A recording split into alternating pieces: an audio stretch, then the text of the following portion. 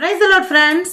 இன்றைய தினம் யோபுவின் சரித்திரத்தில் நம்ம எடுத்து வாசிக்க வேண்டிய பகுதி அதிகாரம் 15 வசனங்கள் 1 முதல் 6 வரை. வெறும் 6 வசனம் தாங்க. இதுல ஃபர்ஸ்ட் வசனம் கூட நம்ம எலிபாஸ் அப்படின்றவர் யாரு, நம்மளுடைய யோபுவோட 3 நண்பர்கள்ல ஃபர்ஸ்ட் பேசினவர். அவர் நம்ம சரித்திரத்தில் முதல் பகுதியில பார்த்தோம். இவர் 3 நண்பர்கள் முதல்ல வந்து அவரை பார்த்து அவர்கிட்ட கவலைப்பட்டு அவரோட உட்கார்ந்து துக்கம் கொண்டாடிட்டு அதுக்கப்புறம் அவர்கிட்ட பேச ஆரம்பிக்கிறாங்க.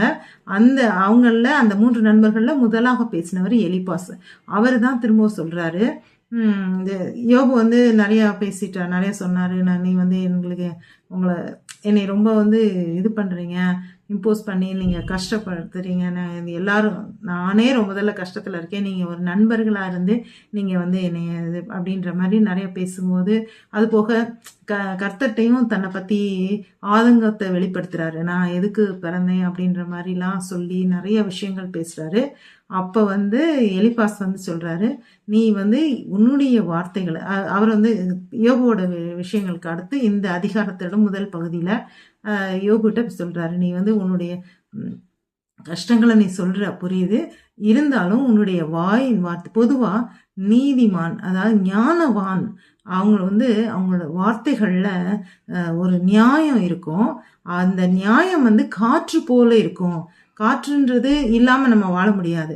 அதனால அது மாதிரி நியாயம், நீ ஞானவானுடைய வாயில் உள்ள காற்று நியாயமானதாக இருக்கும்.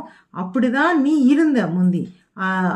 இவங்க துன்மார்க்கர்களுடைய வாயின் வார்த்தைகள் தர்க்கம் பண்ணக்கூடியதாகவும் அடுத்தவங்களை கஷ்டப்படுத்தக்கூடிய நியாயத்தை புரட்டுக்கூடியதாக கூட இருக்கும். இப்போ உன்னுடைய வார்த்தைகள் கொஞ்சம் அந்த மாதிரி இருக்கு. நீ எங்களெல்லாம் குறை சொல்ற, நீங்க எப்படி எனக்கு அட்வைஸ் பண்றீங்க, இது பண்றீங்க, நீங்க நண்பர்களா இருந்தோம் அப்படின்ற மாதிரி எங்களை சொல்ற. ஆனா உன்னுடைய வாயின் வார்த்தைகளை உன்னுடைய அக்கிரமங்களை சொல்லுகிறது. நாங்க இல்ல, உன்னுடைய உதடுகளே உனக்கு எதிராக சாட்சி சொல்கிறது அப்படின்ற மாதிரி இந்த 6 வசனத்துல சொல்றாரு. இந்த கருத்து சரிதானா அப்படின்றத எடுத்து வாசிச்சு பாருங்க.